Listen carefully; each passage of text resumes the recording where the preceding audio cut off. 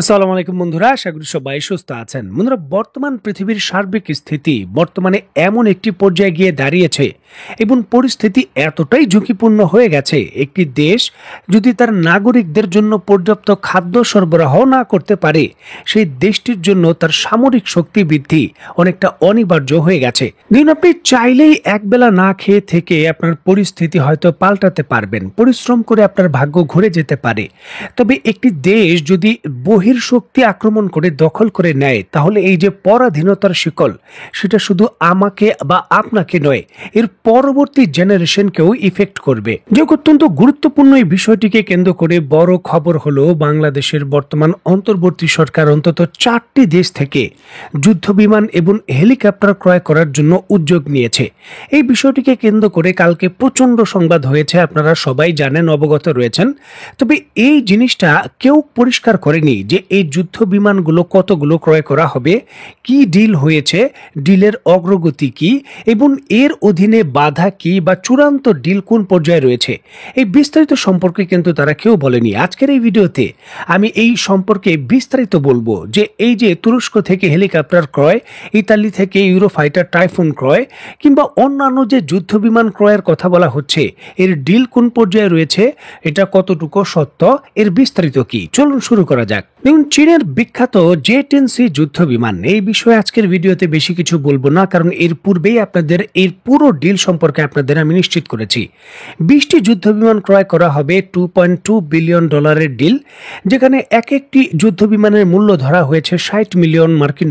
বাকি $1 বিলিয়ন খরচ করে এর যে কিল চেইন রয়েছে, সাপোর্টিং রুলের প্রযুক্তি, সেগুলো আসবে। এর মধ্যে আকাশ প্রতিরক্ষা ব্যবস্থা, নতুন রাডার, লং রেঞ্জের এন্টিশিপ মিসাইল এবং এয়ার টু এয়ার মিসাইল রয়েছে। এবং চলতি বছরে না হলেও নতুন বছরের শুরুর দিকেই এই যুদ্ধ বিমানের যে পাইলটের প্রশিক্ষণ, সেটা চীনে শুরু হতে পারে।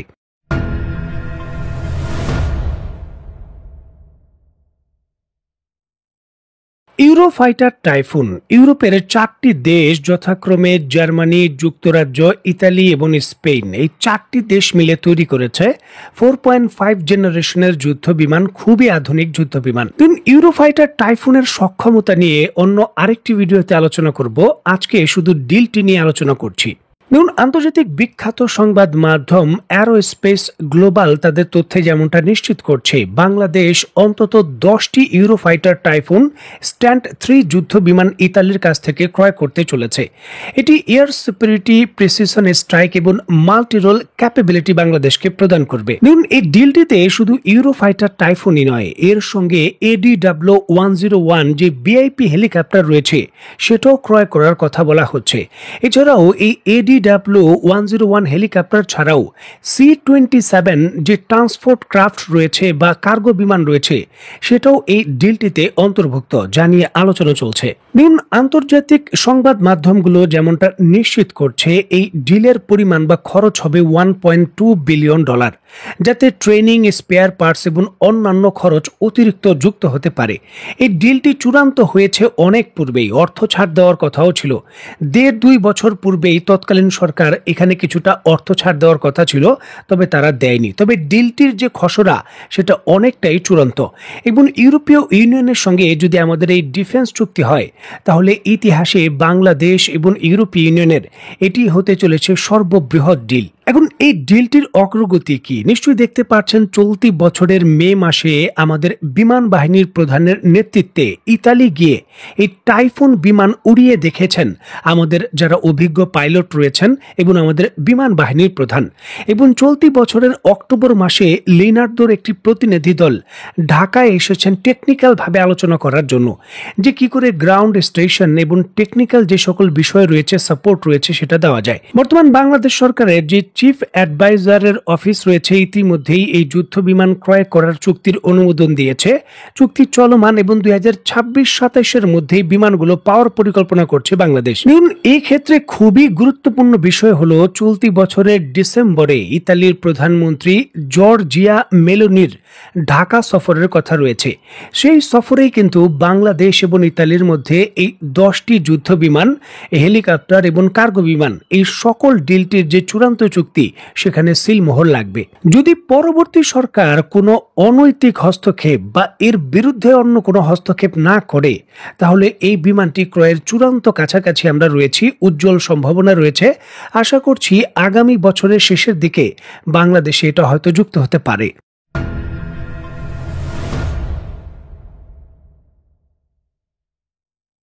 যেহেতু বাংলাদেশের সামরিক বাহিনীর বহরে স্ট্যান্ডার্ড অ্যাটাক হেলিকপ্টার বলতে যা বোঝায় এখনো নেই, এই জন্যই বাংলাদেশ তুরস্ক থেকে এই T-129G অ্যাটাক হেলিকপ্টার রয়েছে সেটা ক্রয় করতে চায়।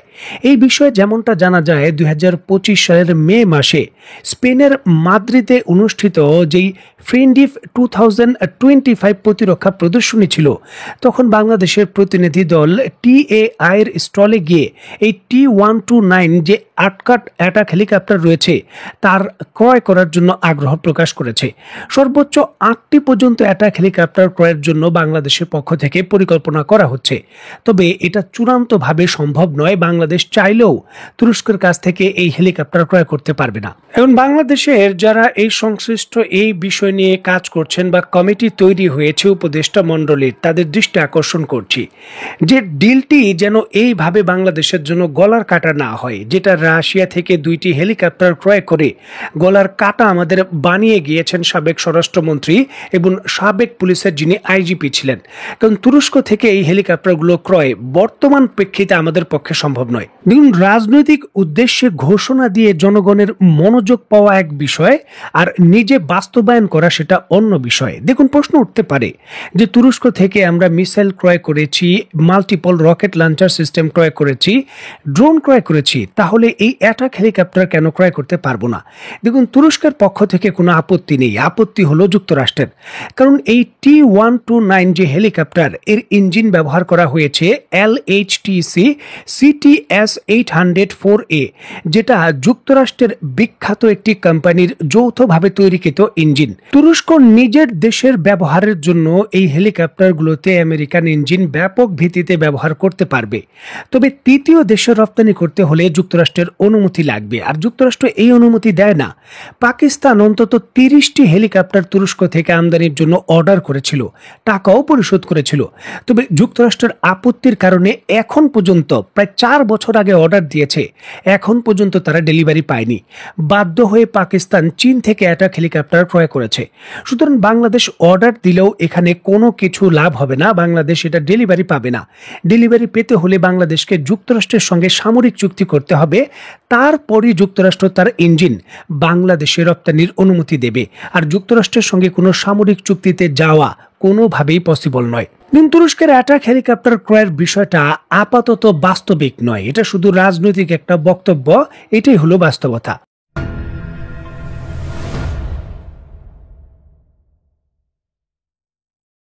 পাকিস্তান থেকে বাংলাদেশ পাকিস্তানের তৈরিকৃত JF-17 থান্ডার ব্লক 3 ইউনিট ক্রয় করতে চাচ্ছে। যেমনটা জানা যাচ্ছে যে রাশিয়ার বাংলাদেশে থাকা যে MiG-29 যুদ্ধ বিমান এবং চীনের যে F-7 বিমানগুলো রয়েছে সেগুলোকে রিপ্লেস করা হবে পাকিস্তানের এই বিমানগুলো দিয়ে।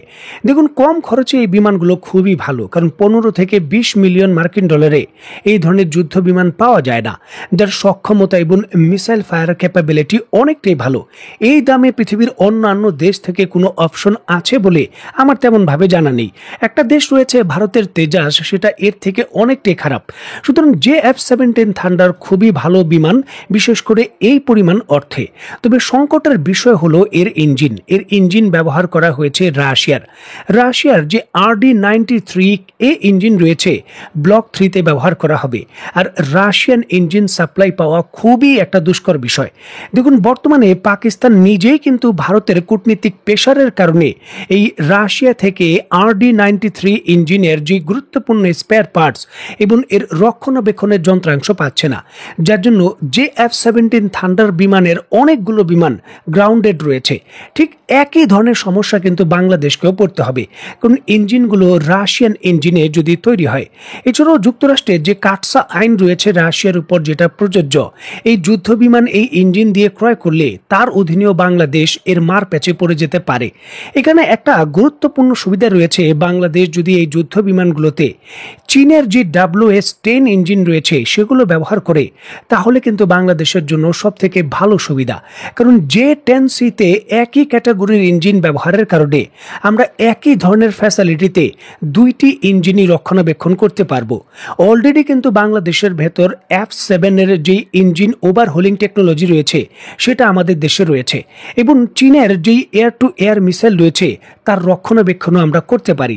সুতরাং চীনের ইঞ্জিন যদি F-17 থান্ডারে যুক্ত করে পাকিস্তান বাংলাদেশকে ডেলিভারি দেয়, সেটা বাংলাদেশের কৌশলগত দিক থেকে খুবই গুরুত্বপূর্ণ একটা জিনিস হবে। প্রাথমিকভাবে যেমনটা জানা যাচ্ছে, বাংলাদেশ প্রায় 32টি F-17 থান্ডার ব্লক 3 যুদ্ধ বিমান ক্রয় করতে চায়, তবে ইঞ্জিন রাশিয়ার নিতে চায় না, তারা চায় চীন থেকে নিতে। এই ইস্যুটিকে কেন্দ্র করে বর্তমানে আলোচনা চলছে, তবে এই ডিলটি হতেও সময় লাগবে। কারণ ইঞ্জিনের সেটআপ এবং চীনের সঙ্গে দ্বিপাক্ষিকভাবে আরেকটি চুক্তি করে তারপরে এটা ডেলিভারি দিতে হবে। যদিও এই F-17 থান্ডার ব্লকের যে প্রোগ্রাম রয়েছে চীন যৌথভাবে রয়েছে, এখন দেখার বিষয় পাকিস্তানকে রপ্তানি করার জন্য চীন তার ইঞ্জিন দেয় কিনা। F-17 থান্ডারের যে ডিল সেটা সচরাচর দ্রুত হবে না, এই ক্ষেত্রে কারিগরি অনেক জটিলতা রয়েছে এবং হিসাব নিকাশও রয়েছে, সুতরাং এটা অনেকটা দেরি হবে, এটাই সুনিশ্চিত। তো বন্ধুরা, অত্যন্ত গুরুত্বপূর্ণ এই বিষয়গুলোকে কেন্দ্র করে আপনি ব্যক্তিগতভাবে কি মনে করছেন তা অবশ্যই কমেন্ট বক্সে লিখবেন। তো বন্ধুরা, আজকের মতো বিদায়, নতুন কোনো ভিডিও নিয়ে আবার দেখা হবে। সেই পর্যন্ত সবাই ভালো থাকবেন, সুস্থ থাকবেন এবং বাংলাদেশকে ভালোবাসবেন। আল্লাহ হাফেজ।